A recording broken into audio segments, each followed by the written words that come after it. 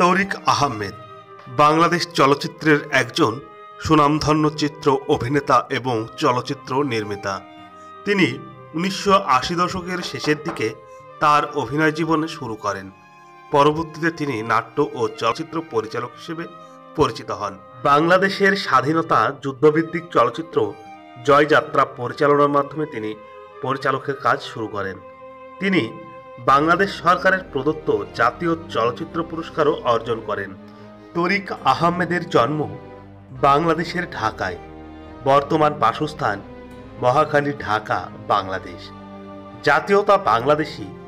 এই অভিনেতার শিক্ষাগত যোগ্যতা স্নাতক পাস। শিক্ষা প্রতিষ্ঠান বাংলাদেশের প্রকৌশলী এবং প্রযুক্তি বিদ্যালয়। বর্তমানে পেশা অভিনেতা এবং চলচ্চিত্র পরিচালক। কার্যকাল শুরু করেছেন এই রূপালী জগতে 1987 সাল থেকে বর্তমান। তৌরিক আহমেদের দাম্পত্য সঙ্গী বিপাশা হায়াত। তিনি একজন নাট্য অভিনেত্রী এবং তার শ্বশুর আবুল হায়াত একজন চিত্র অভিনেতার সাথে নাট্য অভিনেতা। তৌরিক আহমেদ ঝিনাইদহ ক্যাডেট কলেজ থেকে এসএসসি এবং এইচএসসি সম্পূর্ণ করেন। ঝিনাইদহ কলেজ ক্যাডেট পড়াকালীন তিনি মঞ্চ নাটকেও অভিনয় করেন।